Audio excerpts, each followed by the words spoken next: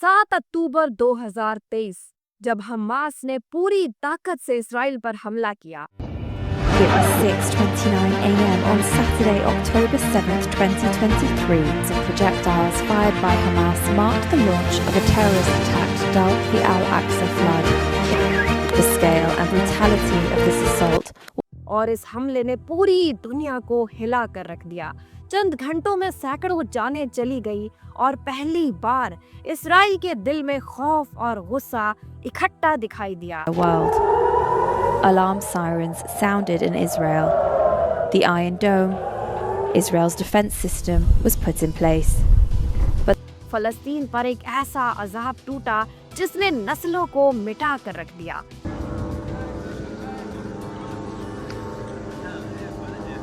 मगर सवाल ये है, क्या ये सब अचानक हुआ?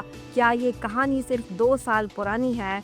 नहीं, बल्कि ये कहानी उस वक्त शुरू हुई जब इसराइल नाम का मुल्क अभी पैदा भी नहीं हुआ था। ज़मीर, मजहब और ताकत का एक ऐसा खेल शुरू हुआ जिसका अंजाम अब तक लिखा जा रहा है। आइए वक्त को पीछे मोड़ते हैं, तारीख के औराक को पलट कर देखते हैं कि ये जंग कब, कैसे और क्यों शुरू हुई।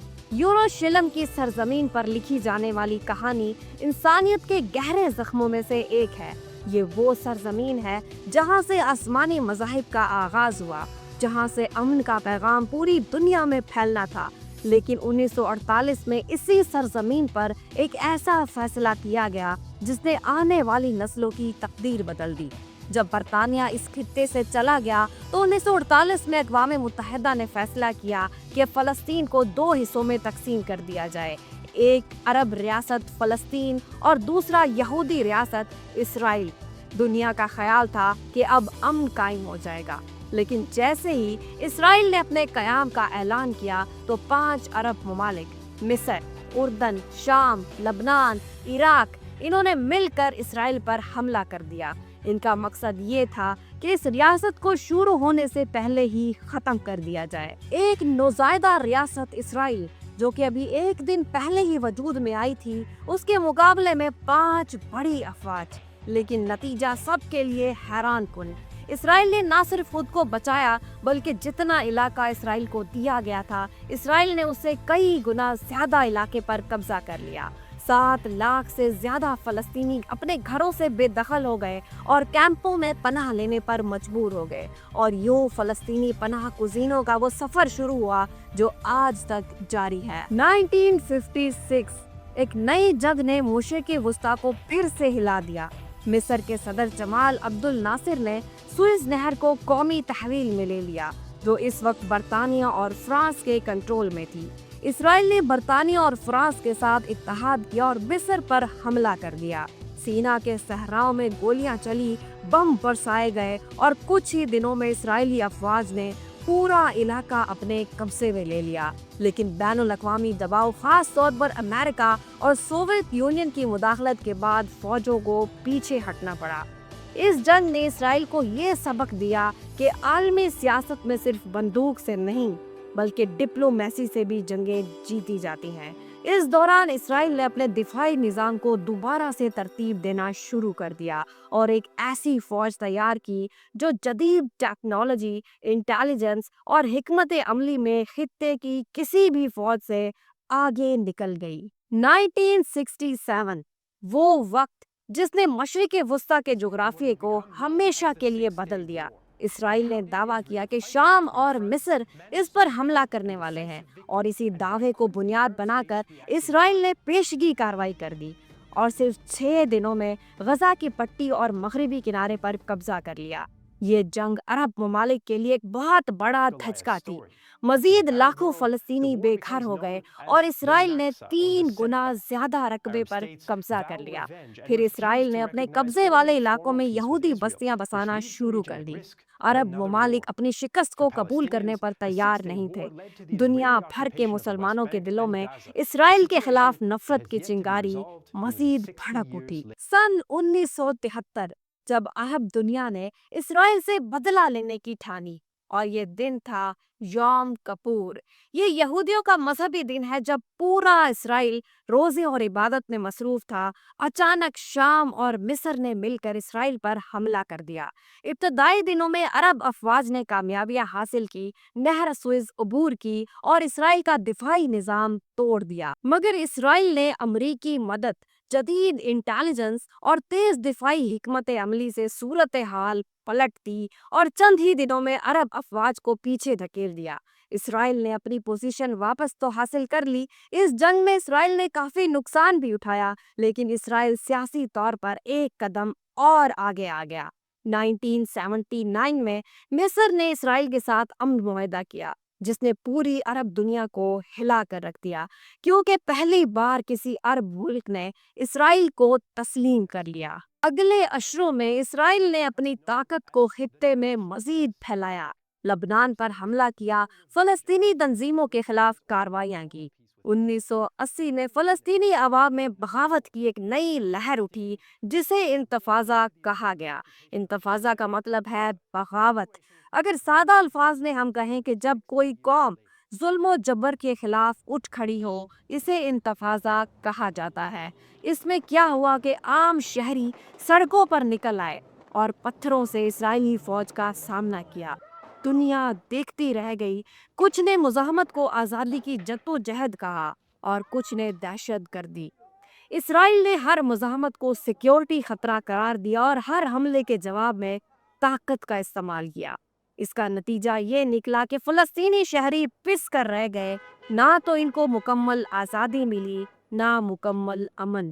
اس سب کے دوران اسرائیل نے اپنے دفاع کو ایک سائنس میں بدل دیا۔ اسرائیل نے جدید فوجی ٹیکنالوجی، مصنوعی ذہانت پر مبنی انٹیلیجنس اور سب سے بڑھ کر آئرن ڈوم تیار کیا۔ یہ ایک ایسا نظام ہے جو راکٹوں کو ہوا میں ہی تباہ کر دیتا ہے۔ 7 اکتوبر 2023 ہفتے کی ایک عام سی صبح تھی جب اسرائیل میں یہودی اپنا مذہبی تہوار سکوت منا رہے تھے۔ ایک پرسکون صبح، لیکن تھوڑی ہی دیر بعد یہ پرسکون فضا قیامت میں بدل گئی جب فلسطینی تنظیم حماس نے غزہ کی پٹی سے پوری طاقت سے اسرائیل پر حملہ کر دیا۔ صبح تقریباً 6:30 بجے حماس نے 5000 سے زائد راکٹ اسرائیل کے جنوبی اور وسطی علاقوں پر فائر کیے۔ آسمان آگ کے گولوں سے بھر گیا اور اسرائیل لرز اٹھا، لیکن یہ ابھی آغاز تھا۔ حماس جنگجوؤں نے غزہ اور اسرائیل کے درمیان جو ایک سرحدی باڑ تھی جو کہ بہت ہی مضبوط تھی، اسے دھماکوں اور بلڈوزروں سے اڑا دیا، اور یہ حماس جنگجو موٹر بائکس، پک اپ ٹرکس اور پیرا گلائڈرز پر سوار ہو کر اسرائیل کے مختلف علاقوں میں پھیل گئے۔ 1200 سے زائد اسرائیلی شہری مارے گئے، 250 لوگوں کو یرغمال بنا لیا جنہیں حماس اپنے ساتھ غزہ لے گئے۔ اسرائیل میں موت کا رقص جاری تھا، اور اسرائیل کا وہ مضبوط سیکیورٹی سسٹم جسے دنیا مانتی تھی، چند ہی لمحوں میں ناکام ہو گیا۔ اسرائیلی انٹیلیجنس حیران تھی کہ یہ حملہ ہوا کیسے۔ اس حملے نے اسرائیلی قیادت کو جھنجھوڑ کر رکھ دیا۔ نیتن یاہو جو کہ اسرائیلی وزیر اعظم ہیں، انہوں نے فوراً اعلان کیا کہ ہم حالت جنگ میں ہیں۔ It was the Jewish holiday of Simchat Torah. It began as a perfect day, not a cloud in the sky. Thousands of young Israelis were celebrating at an outdoor music festival. صرف چند ہی گھنٹوں میں اسرائیل نے تاریخ کی سب سے بڑی فوجی کارروائی کا آغاز کیا۔ غزہ پر ایک کے بعد ایک بم برسنے لگے اور چند گھنٹوں میں غزہ ملبے کا ڈھیر بن گیا۔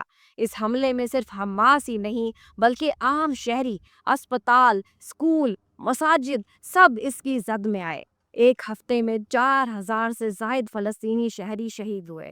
اقوام متحدہ کے مطابق صرف 2 ماہ میں 70,000 سے زیادہ فلسطینی شہید ہوئے، جن میں عورتیں اور بچے بھی شامل تھے۔ لاکھوں فلسطینی بے گھر ہو گئے اور غزہ کا 70% انفراسٹرکچر تباہ ہو گیا۔ اسپتالوں میں بجلی ختم، ادویات نایاب، پانی اور خوراک کی فراہمی بند، اور ایک انسانی المیہ وجود میں آ گیا۔ دوسری جانب اسرائیل نے اپنی فوجی کارروائی کو غزہ سے حماس کا خاتمہ قرار دیا۔ اسرائیلی فوج نے زمینی آپریشن شروع کیا اور غزہ کو 3 حصوں میں تقسیم کیا اور ہزاروں فوجی اندر بھیجے۔ لیکن زمینی جنگ نے نہ صرف حماس بلکہ لاکھوں فلسطینیوں کو گھیرے میں لے لیا۔ غزہ کا شمالی علاقہ مکمل طور پر اجڑ گیا۔